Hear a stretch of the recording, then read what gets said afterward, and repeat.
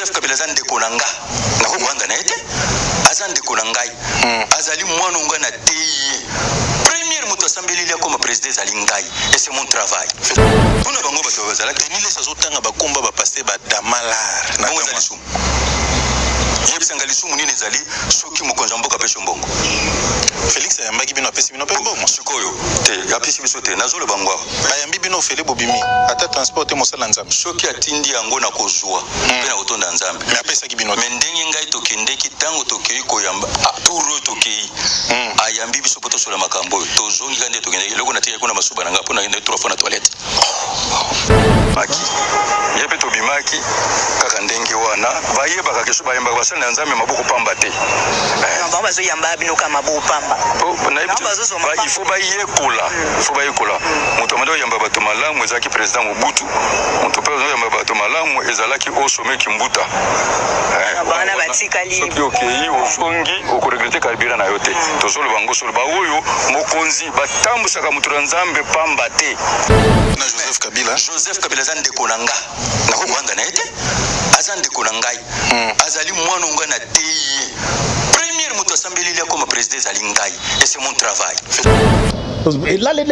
la déclaration on est makasi peming ezomona parce que na yebite mebimi propriété tozomona na keneka kotika masuba nanga c'est pas un homme de doit avoir il faut en retenue na maloba nae parce que même apôtre Paul lobi yango votre langage c'est-à-dire qu'on n'entende pas des propos ozomona malveillant malhonnête apôtre Paul apekisi yango lobi mozaka na maloba moko ya mabete to ba blague to ezala nommé parmi vous mais combien peut voter un serviteur de Dieu maloba ya masuba ça sonne pas bien dans l'écran et même le journaliste même est scandalisé, il est étonné ozomona 3 fois kotika masuba et c'est tout ce que nous sommes rentrés mais si vous n'avez pas fait de demande dans chef de l'État qu'est-ce que vous voulez qu'il fasse ozomona mendenge ngai tokendeki tango tokei koyamba turo tokei ayambi biso poto sola makambo tozongi kande tokendeki loko na tia kuna masuba na ngapo na 3 fois na toilette rappelez-vous de Naaman le Syrien. Il est allé chez Élisée pour balongole bototo koya 7 fois na Jordan Élisée akendaki naye son service ye Naaman wana le Syrien ayaki na ba présent ebele alobi ya pesa alobi ya kene nango naza na posa nango te parce qu'Élisée savait déjà dans l'écriture vous avez reçu gratuitement donné gratuitement miracle mbongo ezalakate kende nango mais Géasi son serviteur alandi Naaman na sima pour bise mon maître dit pesa ngai ba présent wana azwaki yango botuto ezwaki voilà ce qui arrive na beaucoup de serviteurs de Dieu aujourd'hui voilà ce qui leur arrive. Il y a le bien sans déconner mais biso zako kake azali conseil spirituel.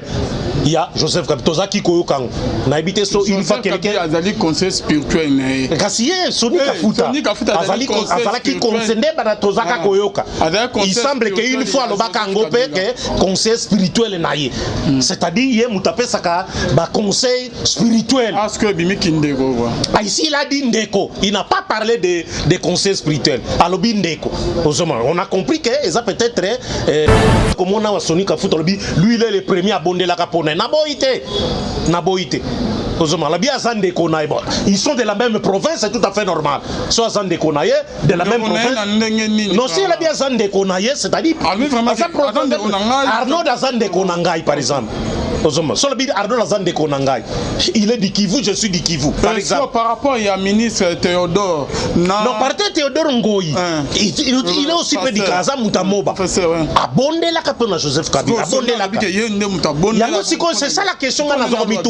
Lui est dit que Yaza Moutali Bosso abondé la ponaye. Wananga na okiangu kaka ao. Menga na yebi passé Théodore Ngoyi. Ba transmettre message so kinga na kosi ayebi sanga abonde la po na Joseph Kabila abonde la nakuta kutu na cabinet na ye portrait na ye pembe na chef de l'État na tuna ko kende ko sana yamba kene émission alabi na bonde la ki po na ye pe na bonde la ki. Il m'a dit ça. Ici, Namoni, Sonipe a bondé les podos. C'est trop fort. C'est trop fort. Il devait rectifier aux Omona et présenter des excuses. Non, Sonic a foutu présenter des excuses. Parce que ça c'est scandalisé. Même dans le milieu, il va passer. Beaucoup va s'appeler Nangote. Il ne devait pas dire ça. Il devait seulement se limiter à Kolobake. On ne nous a rien donné. C'est tout.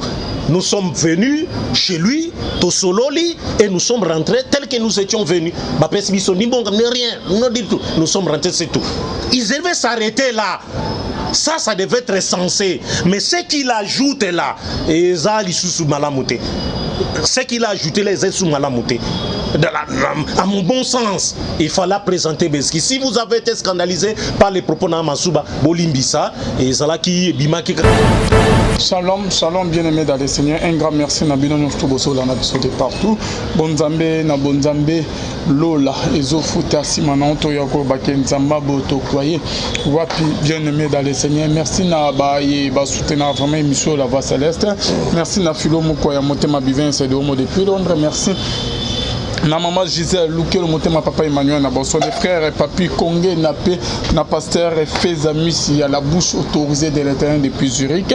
Bonzambe, na Bonzambe, Yesunde Mosu qui s'est bien aimé, les man ne triomphe jamais, na toujours na cadre à informer, bino, le lot Torosoane, Toyamina, Tozaina, Jijika Kabeya, Bokoyoka, Bamakambu, Yasomo, Ekobima, na émission.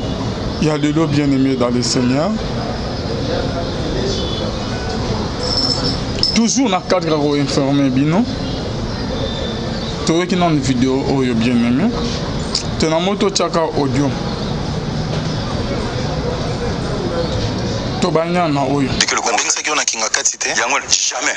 Aux en rapprochement avec Joseph Kabila. Joseph Kabila zan de Konanga. Na ko wanda na ite. Azan de Konangai. Azali mwana ngana tei. Premier moto assemblée là comme président Zalingai et c'est mon travail. Félix Tshisekedi pas zan de Konayo. Oui. Assemblée pepona. Ozaki na prière à la nation. Avec Zalingai. Avec Zalingai na prière à la nation. Pas ça invitation rien. Pour ani. Na ibebi.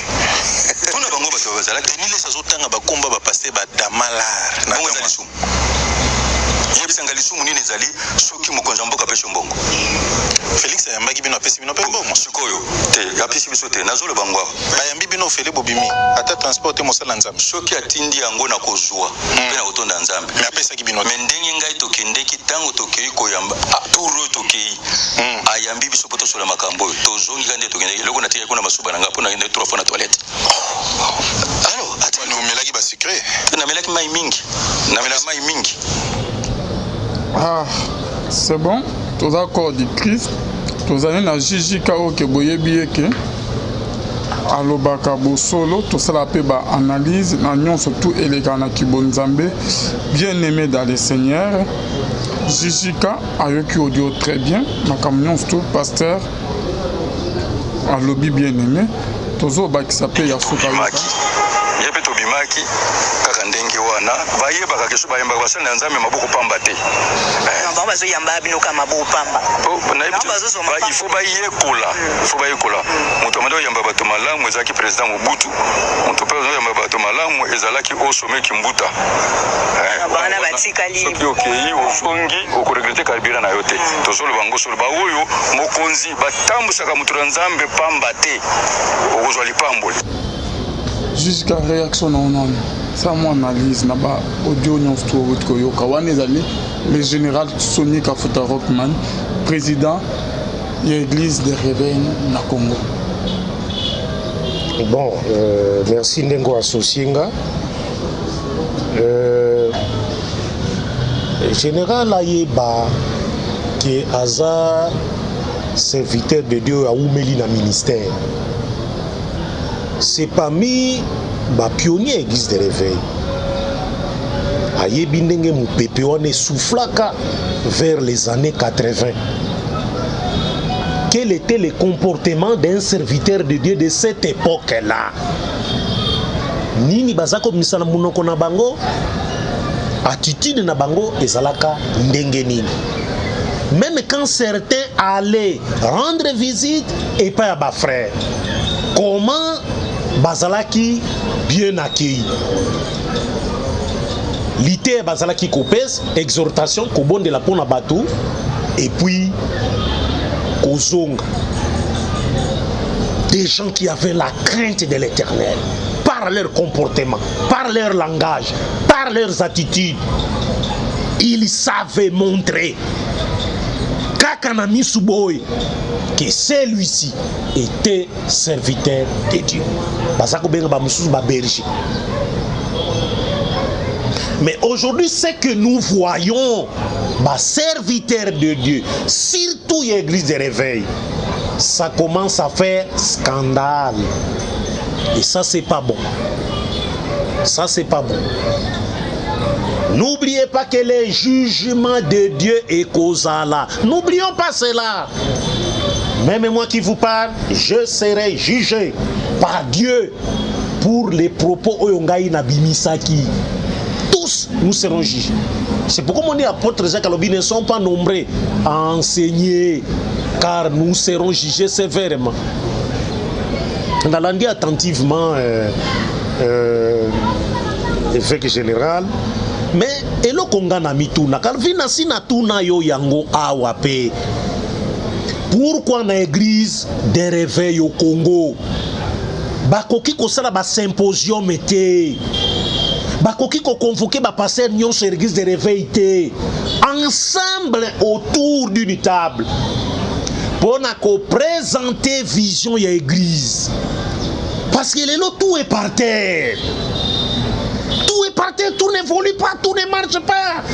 On ne peut pas continuer comme ça en scandale, de scandale en scandale. On ne peut pas. Dans l'église du Seigneur, où est ce Dieu-là? Où est ce Dieu-là? Que beaucoup prétendent avoir reçu ministère auprès de lui. Où est-il? Ah, ça nous ouvre maintenant les yeux. Un serviteur de Dieu, mais il faut le respecter. Et quand il parle, il ne parle que de la parole de Dieu.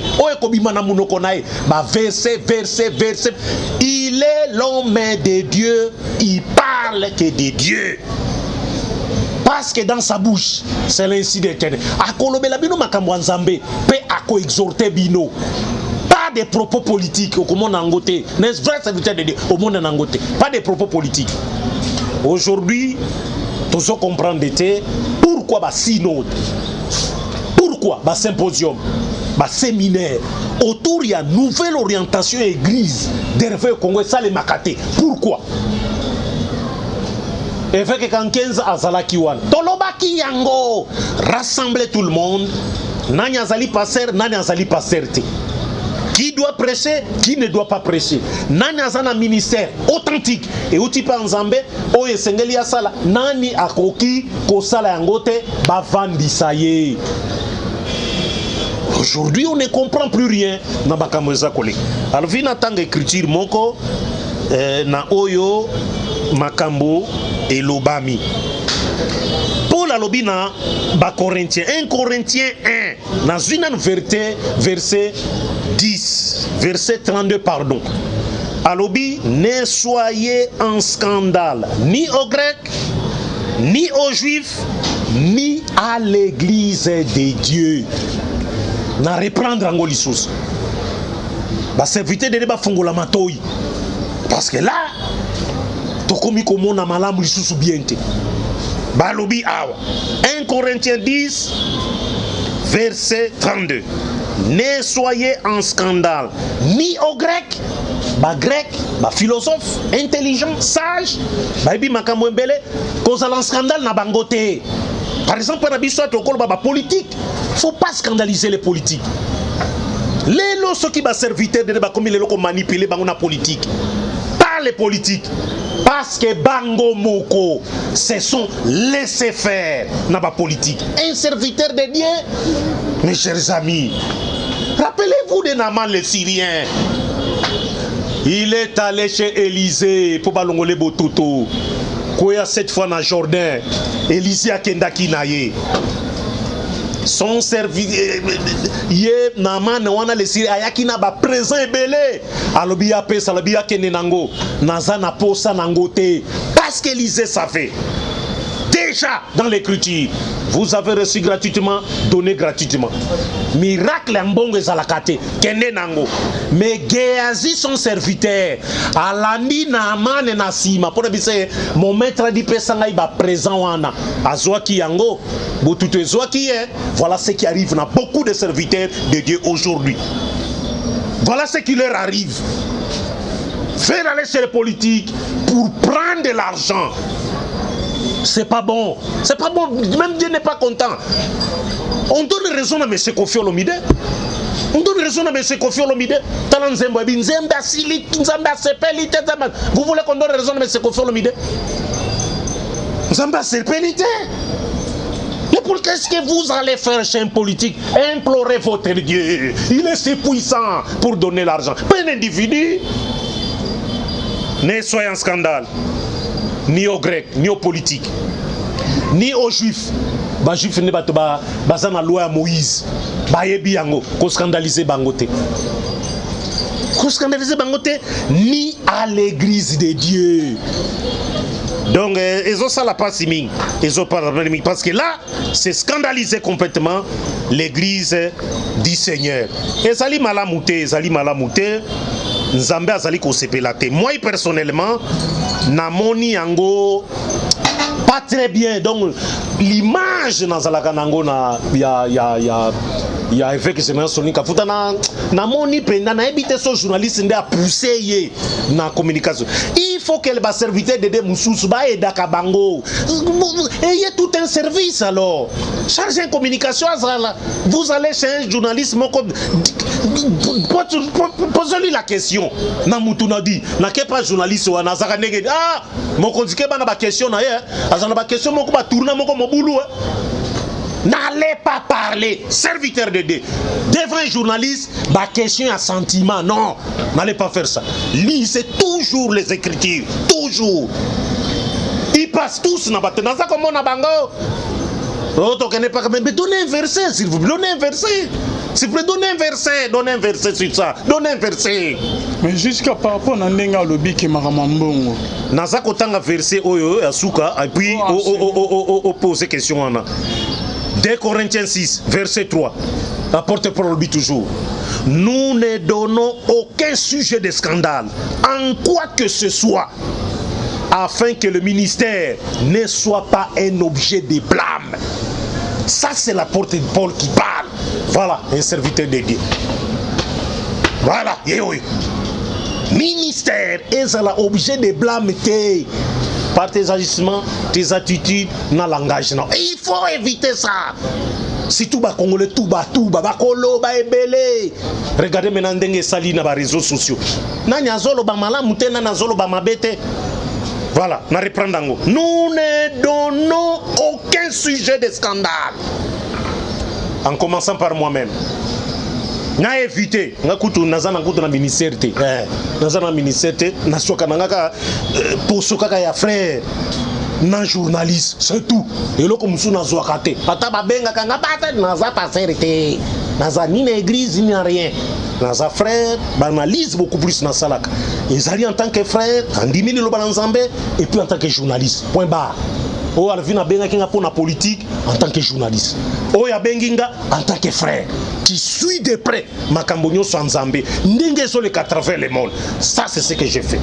On s'identifie comme un chrétien de béret qui scrute les Écritures, comme c'est qui dans l'Acte des Apôtres, qui scrute pour voir ce qu'un serviteur de Dieu dit et ça conforme à l'écriture.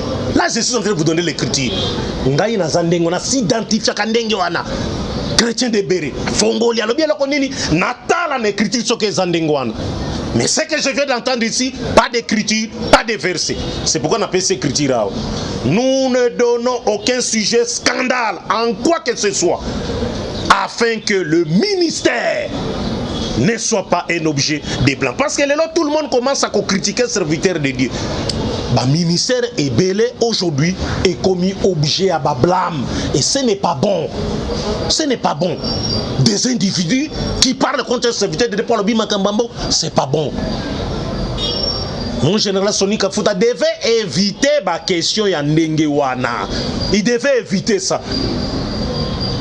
Au lieu que le bakaka bongo ezali mabe, bongo ezali mabe, ou a pu verser la kisi que ezali masumu, ezali masumu te.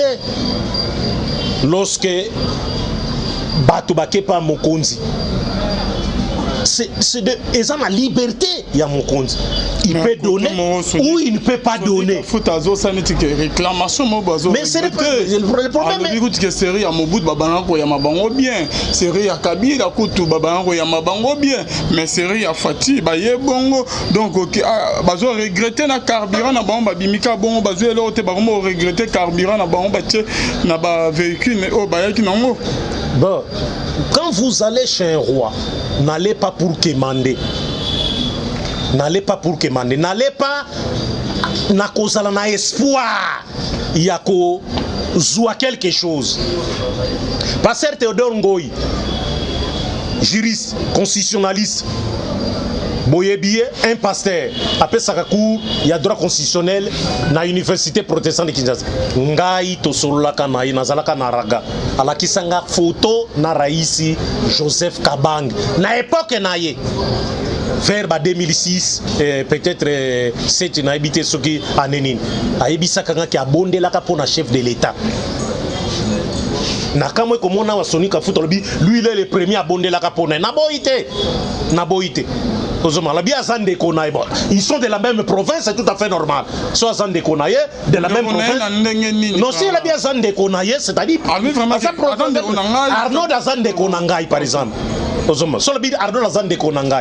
Il est du Kivu, je suis du Kivu. Par exemple. Par rapport à ministre Théodore. Non, par Théodore Ngoyi.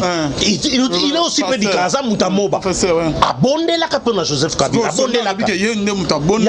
C'est ça la question à la lui est dit que yaza mutu aliboso abonde la ponaye wananga na okia ngaka awo menga na yebi passer Théodore Ngoyi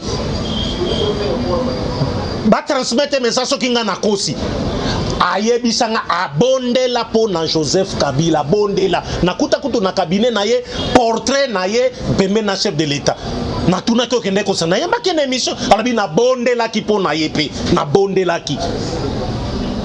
Il m'a dit ça.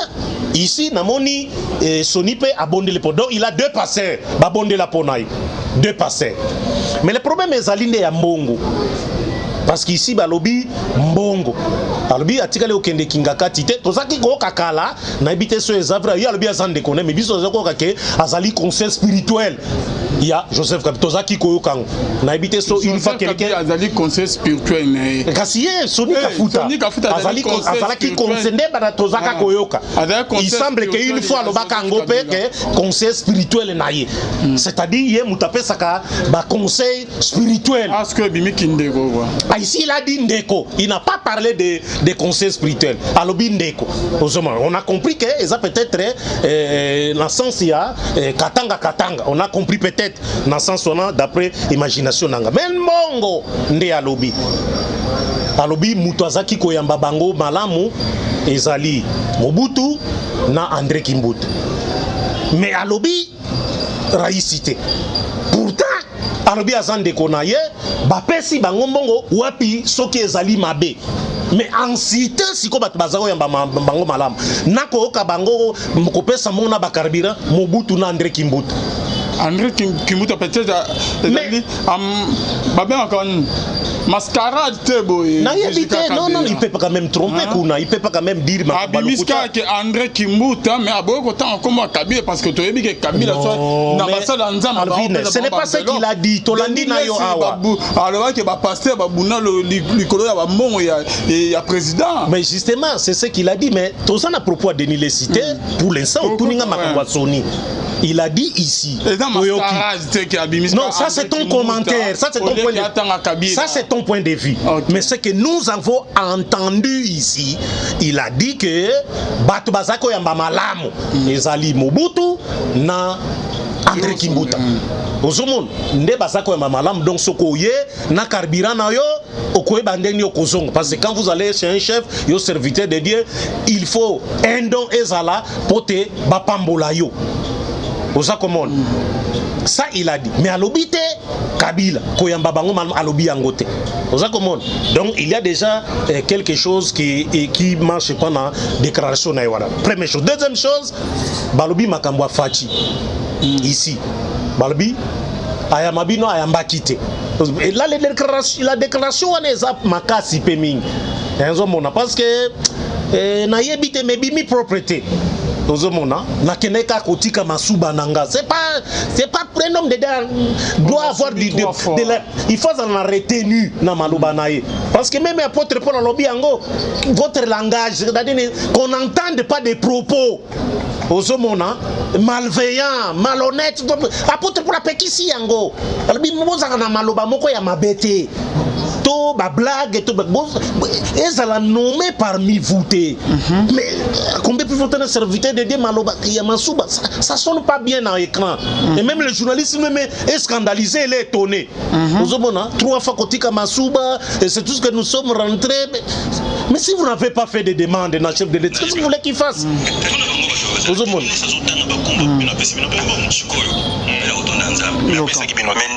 tokendeki tango tokei koyamba apuro tokei ayambi biso poto sur makambo tozongi kande tokendeki loko natika kuna masuba nanga pona kende 3 fois na toilette na 3 fois na toilette alors atino melaki ba secret na melaki mai mingi na ba propos wana non c'est trop fort il devait rectifier yango ozomona et présenter des excuses. Non, présenter des excuses. Parce que ça c'est scandalisé. Même dans le milieu, passer beaucoup, c'est nangote. Il ne devait pas dire ça. Il devait seulement se limiter à Kolobake. On ne nous a rien donné. C'est tout. Nous sommes venus chez lui, Tosololi, et nous sommes rentrés tels que nous étions venus. Rien. Nous sommes rentrés, c'est tout. Ils devaient s'arrêter là. Ça devait être censé. Mais ce qu'il ajoute là, ce qu'il a ajouté les sous Malamouté, à mon bon sens, il fallait présenter Beski. Si vous avez été scandalisé par les propos de Masuba, Bolimbisa, et Zalaki, Bimaki, Kakanengwana, Bolimbis, ce n'est pas ce que j'ai voulu dire. Bolimbisa, c'est un serviteur de Dieu. Mais les laisser comme ça, c'est pas bien. C'est pas bien. Nalandi makambo ya chole, alobi eloko mususu na yepe alobi eloko mususu na makambo vote ya Ronsard Malonda. Ozomon nakamwaki ozomona ye cardinal Fridolin Mboka bwaka kika adage moko. Kaka ndenge Bitakuira bwaka adage na procès à Vital Kamerhe. Ozomon muto asi akufi ya déjà 2 mois batininga na kende na pharmacie na somba kisi alors que mutango asi akufi déjà il y a 2 mois. Ozomon Fridolin Mbonge pe abwaka kipendengo na le kambaro Ronsard Malonda et bimisi makelele. Ozomon et ça là qui bien tête finalement on ne sait pas qui a dit la vérité, qui a menti entre Abechole na général Sonika Foot. Et ça là qui malamuté. Et ça là qui malamuté babonde là qui mais demandez à ce que Nzambe si vous avez un seul Dieu mais priez. Lorsque les apôtres Balangaki Balouka remplaçant Judas, qu'est-ce qu'ils ont fait? Ils ont prié leur Dieu et puis ils ont tiré au sort. Ils ne peuvent pas faire ça vraiment dans serviteur de Dieu. Pourquoi nous scandaliser comme ça même Nabilo Kwamike? Priez votre Dieu et puis tirez au sort. C'est tout, Dieu allait donner la solution. Il faut qu'on s'arrête vraiment. Où est Dieu dans tout ça? Ça fait pitié. Ça fait pitié dans mon cannabis. Ça fait pitié dans mon cannabis. $5,000 Nakangi parenthèse, je ne suis pas Nazana Makambo Anate ya Ronsaro. Nazana Koloba Makambo ya Obalobi. Mais justement, je réponds à vos questions. Ma question nous a posé. Nasina répondre au. Donc pour Nangaï, général Sonika Foot a retiré et a présenté mes excuses pour la partie wana lobaki wana. Parce qu'il est allé à la présidence de la République. Quand vous allez à la présidence de la République, vous avez par exemple Joseph Natango Égypte. Il est allé chez le roi. Roi Ebissier, Bopé Sanan son Jango Ezani. Pour Batunyo sur Bazao Kendekuna, Bazao Pessa songe, Bopé Sanan nous songe. Pour Ngaka Basoki Baïbian. Joseph, après ça, Akumaki gouverneur de Kunate. Vous allez là-bas au Québec, c'est le Conil. Qu'est-ce que vous allez dire au président de la République? Discuter autour de mariage.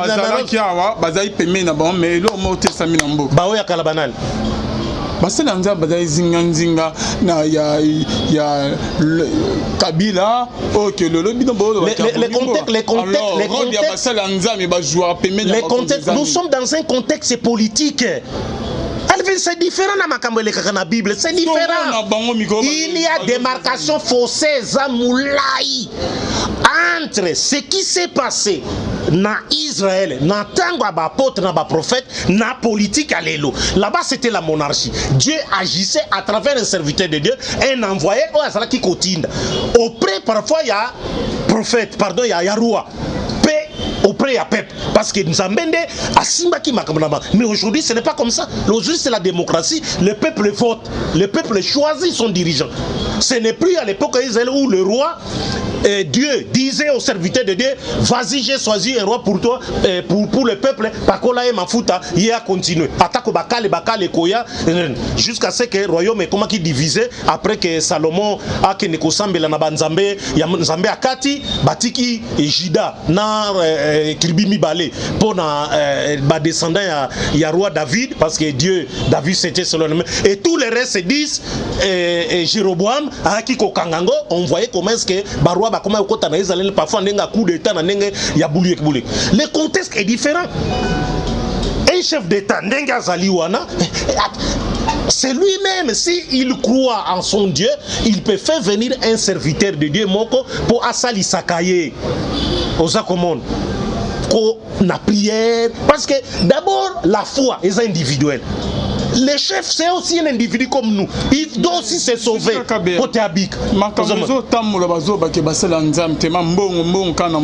Cupidité, les amants mina bassin nanzan bazo toujours mbongo liboso to monde disait général nanga yoko lukae apesi biloko atine ki akende amibwa na mapuna za guerre mais Élysée aboyi biloko azongi sango na général one est-ce que bassin nanzan moi mikolo bakoza te. Non, c'est difficile, c'est difficile, c'est difficile.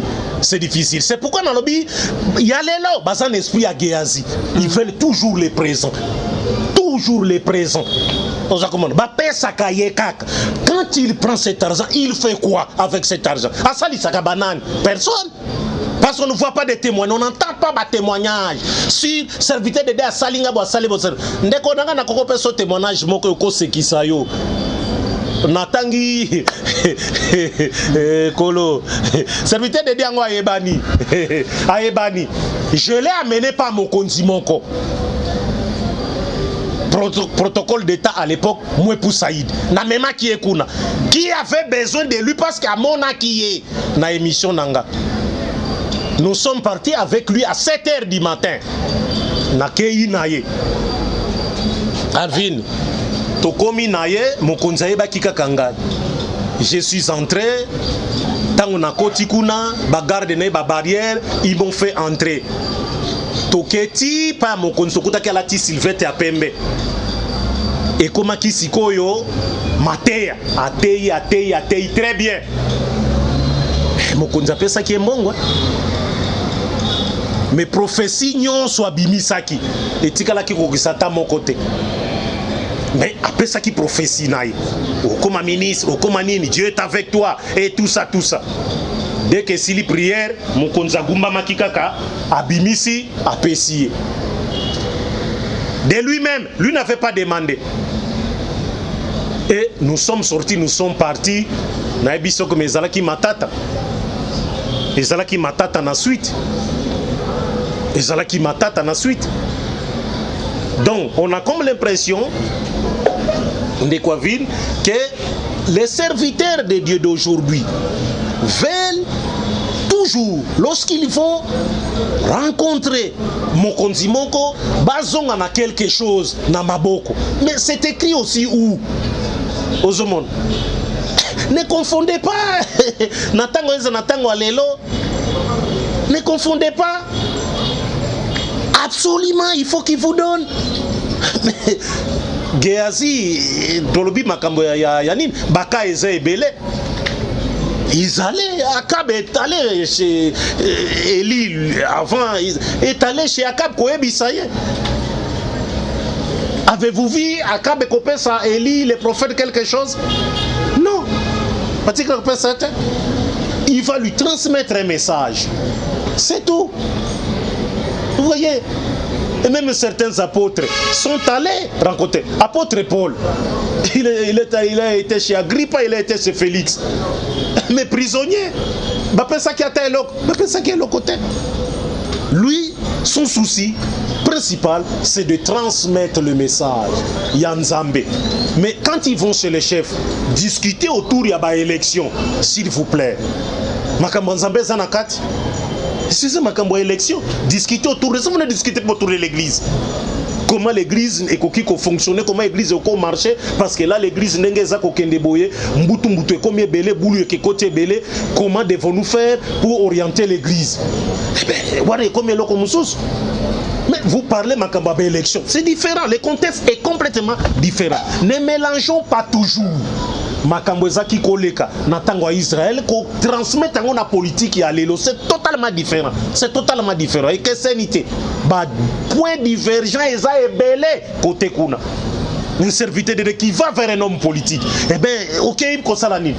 Côté ailleurs, ok, allez-y. Ce qui appelle gloire à Dieu. Camboté, faut pas en faire un problème. Faut pas en faire un problème. Denis Les Yalobia pesa ki bambong. Il se battait même pour Nango. Mais ce sont des déclarations qui ont humilié l'église. Denis Les Yalobia. Ils ont humilié l'église. Ils ont fait quoi avec tout cet argent? Moi, ma beau récent, ma casse, bazo libéré, bazo raka ba millions. Na peine ani nyangwa na rotia, bazo réclamer pe mbong. Bon, c'est ça. Le problème est Malamouté, qu'un serviteur de Dieu, au lieu de parler de la parole de Dieu, parle plutôt de l'argent. Et ça Malamouté.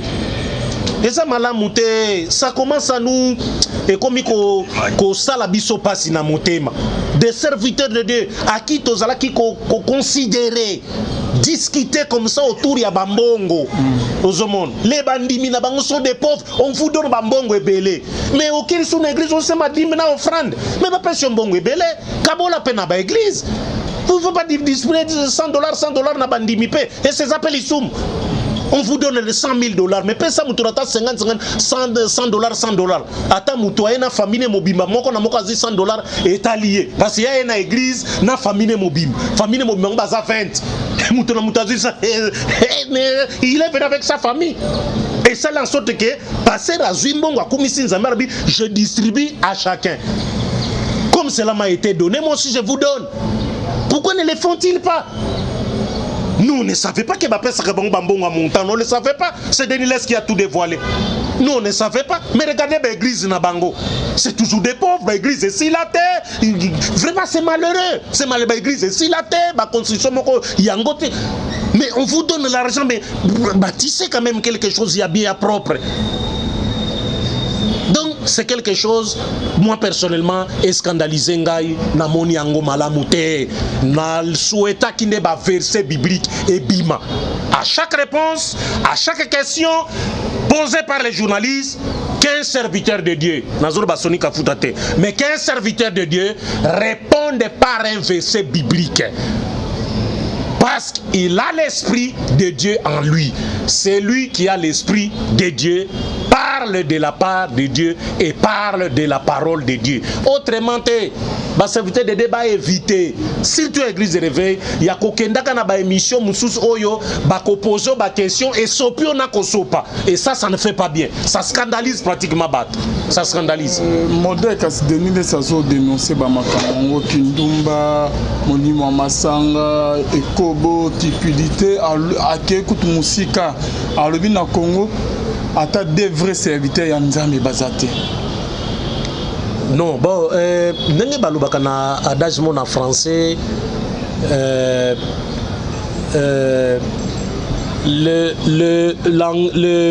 l'auteur il a propos n'engage que son auteur aux hommes.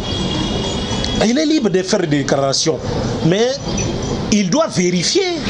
Est-ce que a-t-il vérifié ma passer de nyonso au bazar de la République démocratique du Congo pour le bakata moko azalite? Vous pensez vraiment n'a pas n'abissot negetoza vraiment na mokil un seul serviteur à Malonga Zalate? Vous pensez ça? Alors c'est que Dieu n'est pas avec nous. Dieu c'est qu'atikali na lola na seigne après. Il faut basal, serviteur de Dieu, vrai, véritable. Il faut basal. Dans la Bible, il faut basal. ceux qui sont sérieux, Moussala Nabango, c'est pas l'argent. Ils sont seulement autour de la parole de Dieu. C'est tout ce qu'on demande. Ceux qui azuba mbongo bazako zawana, partagez aussi avec les autres. Ne vous battez pas pour ça. Nauti Koloba, ils ont pris cette basali nangonini. Okosombanda kunayo et puis c'est tout. Et l'église alors. Et l'église alors. C'est pas bon. Ce qui se passe, Ezako baby ça complètement. Ozomona. Et espoir bananzambe bazanango. Un serviteur de Dieu, c'est lui qui représente le Seigneur. Tala par exemple dans Matthieu 24, 45, Nazui 46. Natanga yango. Moussala ya serviteur de Dieu. Il y a évêque. Obatindi a nini. À s'occuper na baninga. Oza komon. Ça c'est Matthieu qui le dit. Alobi nini. Na Matthieu 24. Nazana 45. Ozomon. Nakena 44 pour nabi. C'est pourquoi vous aussi tenez-vous prêts, car le Fils de l'homme viendra à l'heure où vous n'y penserez pas. Est-ce que ma serviteur de Débasa Kotanga Oyo? Il viendra à l'heure où vous ne penserez pas. Ndekonanga. On te trouvera dans le Maongo. Tu discutes autour de l'argent à pouvoir. C'est ça ce que Dieu vous a dit de faire.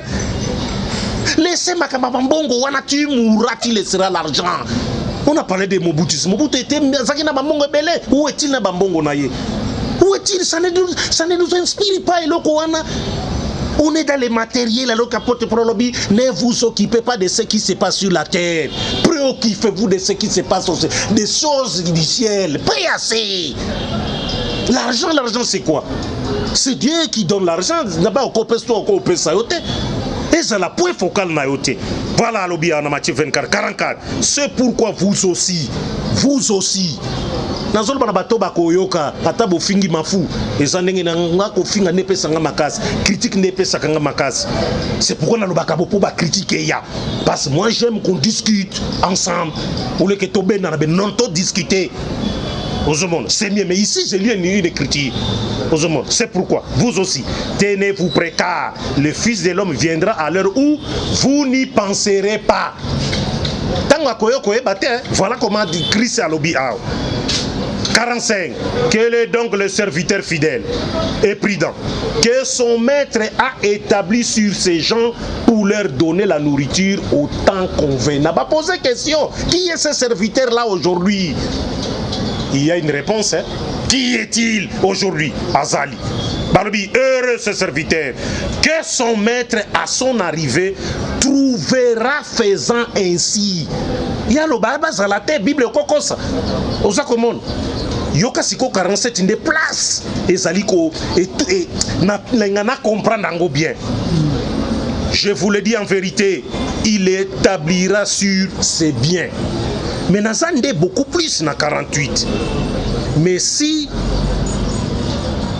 c'est un méchant serviteur, Ozomon, à qu'est-ce qu'on oppose? Alors, mais si Jésus-Christ n'a pas, alors, mais si c'est un méchant serviteur qui dise en lui-même, mon maître tarde à venir, voilà. Jésus-Christ ici montrait qu'il y a mais là. Alors qu'ici, il y a des gens qui n'ont pas compris. Et le Jésus-Christ a mais là. Yango alobiao. Il est méchant, on a serviteur, mon maître est tard à venir. S'il se met à battre ses compagnons, s'il mange et boit avec les ivrognes, il mange et boit avec les ivrognes, on leur donne l'argent pour faire quoi avec? Manger et boire avec les ivrognes. Le maître de ce serviteur viendra les jours où il ne s'y attend pas et à l'heure qu'il ne connaît pas. Voilà Christ Tangakoya. Il va surprendre les serviteurs de Dieu. Voilà. Merci. On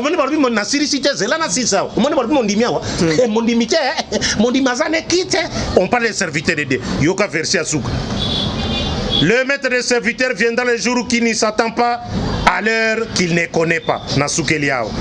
Il les mettra en pièces. Voilà ce qu'ils attendent. ba serviteur wana o bazako sakana. Voici ce que le maître na bango lobi. Il les mettra en pièces et lui donnera sa part avec les hypocrites. Les hypocrites, bilongimi balé. On fait semblant de servir Dieu alors qu'on aime l'argent. Les hypocrites, c'est là qu'il y aura des pleurs et des graissements des dents. Ça, il faut que ma serviteur de Dieu bazala averti. Sinon, eko kogisama, tôt ou tard, que cela soit écrit et accompli. Merci beaucoup, Jijika, pour nous soukisa, Kabeya, Oyoki Kakoyo, la Soka. Kobanga Nzambe, nde sali qui n'a pas si mot d'ordre de Kobanga Nzambe. Bonga si mot d'ordre de l'église. Qui s'est mis à Kibila l'autre soit engagé. Toyebi bango o afandanye. Toyebi bango za mwana muke. Aza na respect na mikolo. Ozomona. Toyebi bango. Oyoki na bandera. Bon, qui s'est mis à Kibila l'autre soit engagé. Toyebi bango o afandanye. Toyebi bango za mwana muke. Aza na respect na mikolo. Ozomona. Toyebi bango.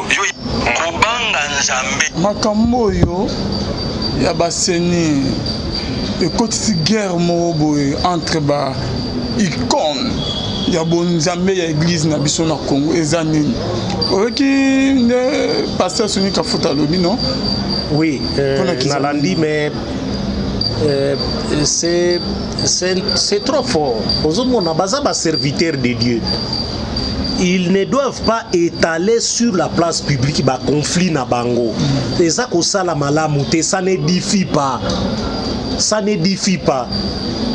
Ozomona. Tout ça, c'est les journalistes qui posent la question à l'évêque général. L'évêque général devait se contenir parce que là, j'ai comme l'impression qu'il a parlé sous l'effet à colère. Pratiquement n'agnos. Il a parlé sous l'effet à colère, sous l'effet à sentiment. Et voilà ma déclaration à Sali et commis qu'on scandalisé. Il ne peut pas dire à son collègue, passer au baye bani naye, ou à zana kacha corporation naye, qu'il s'était à zamwana mouke. À l'âge qu'ils amènent à zana zamwana mouke, c'est pratiquement un père à zamukolo makas. Il devait répondre autrement à Likamboana. Il faisait par exemple lui dire que cela n'engage que lui-même. Parce que peut-être qu'il y a une réunion à Bissoté. Moi je suis le représentant légal et église des réveils du Congo. C'est moi. C'est tout ce qu'il devait dire. Ça va, c'est là qu'il y a un conflit entre Bango et Bango. Il y a un conflit. Voilà ce que Kanken a laissé. Voilà ce que Kanken a laissé. Tango Yazalaki, c'était toujours pareil. Il y avait des brebis galeuses, des prophètes turbulents qui faisaient la honte. Il y a corporation qui passait. Quand est-ce qu'on organisait synode? Organiser un symposium où tous vendent ensemble pour donner de nouvelles orientations à l'église de réveil. Mon colonie ne va pas salango. Quand Kenza tikali ne ko salango te avec Soni Azali wana, on ne comprend pas pourquoi il ne veut pas faire ça.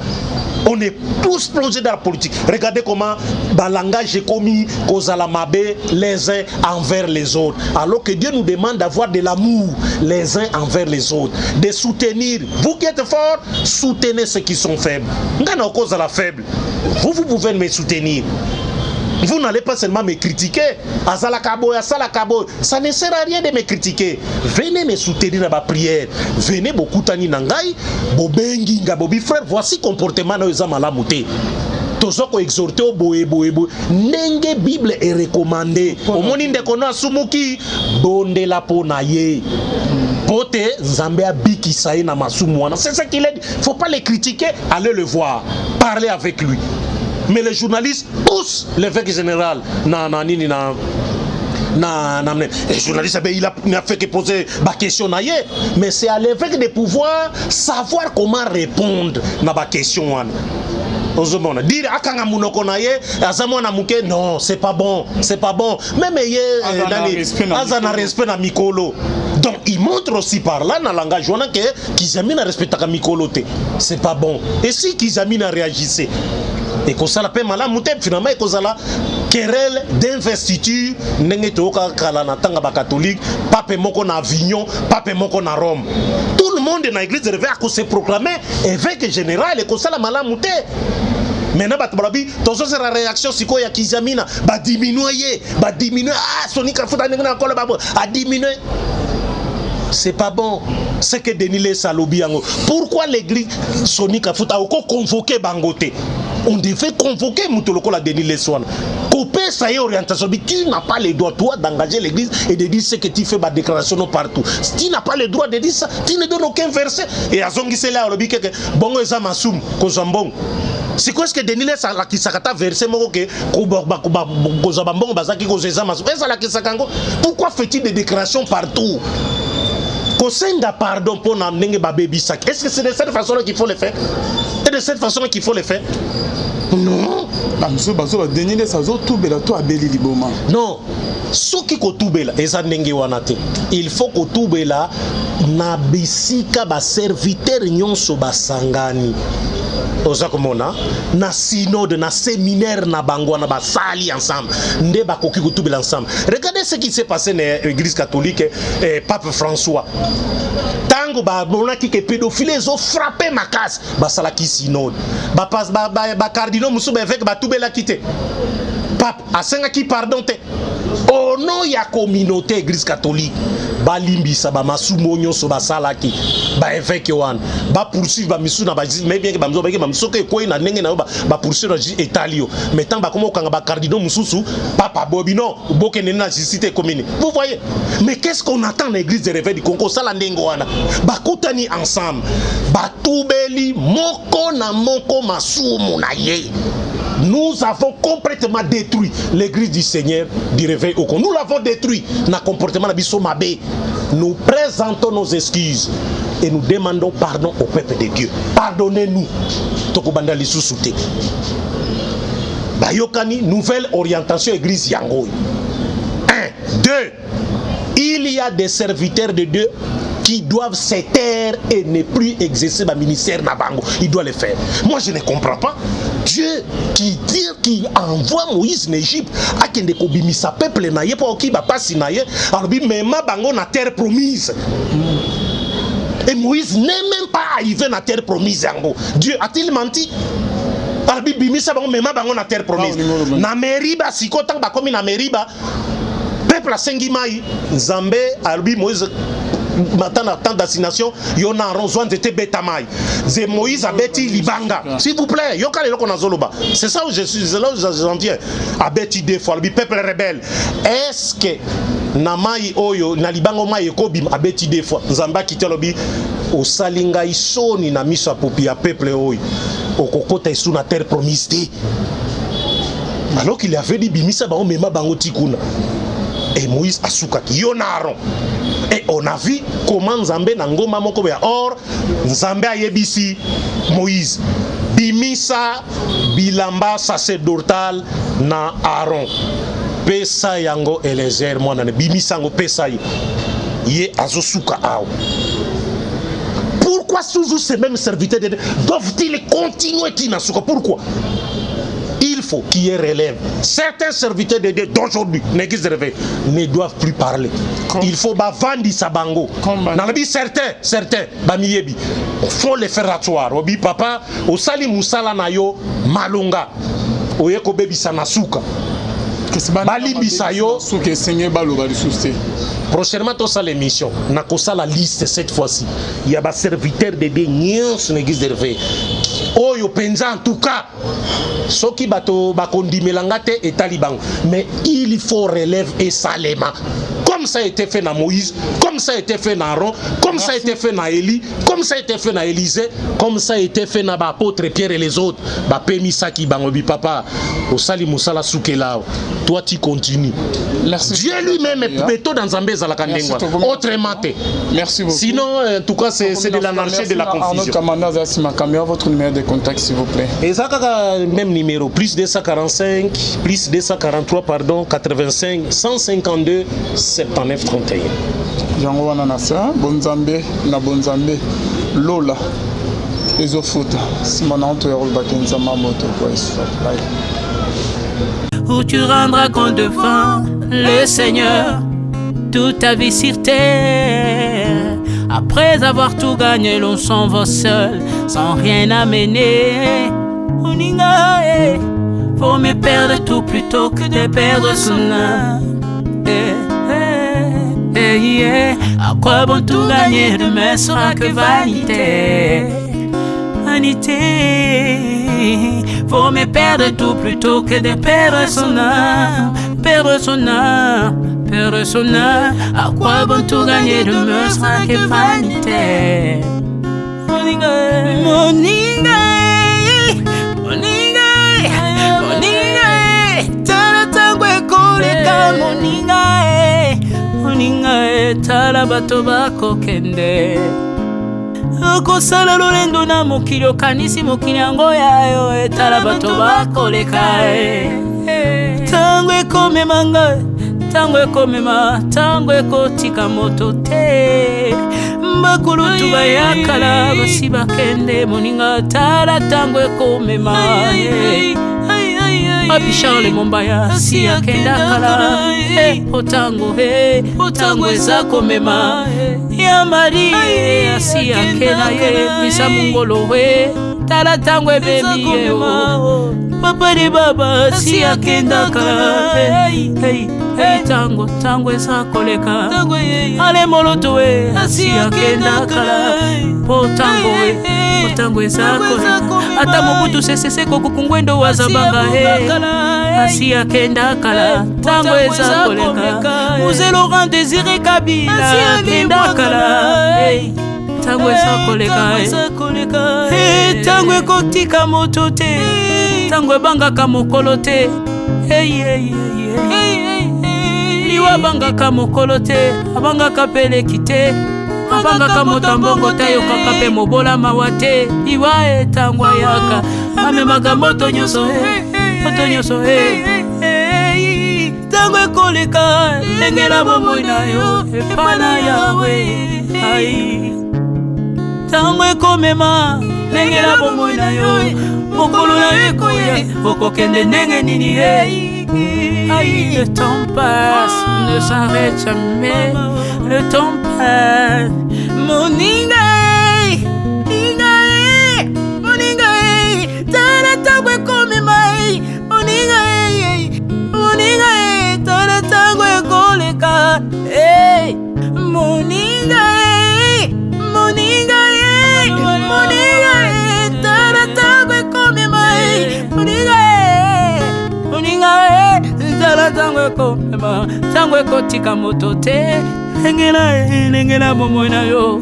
Tala bato bakokende osala ndenge nini okotikala ebende te. Okotikala ebende. Le temps passe, ne s'arrête jamais. Le temps passe, ne pardonne jamais.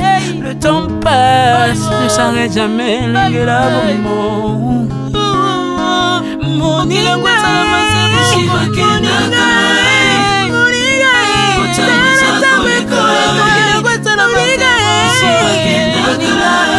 tala tango ekoleka.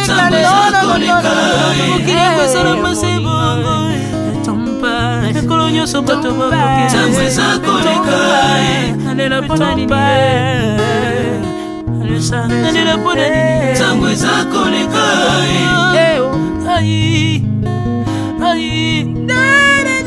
Tango eza koleka.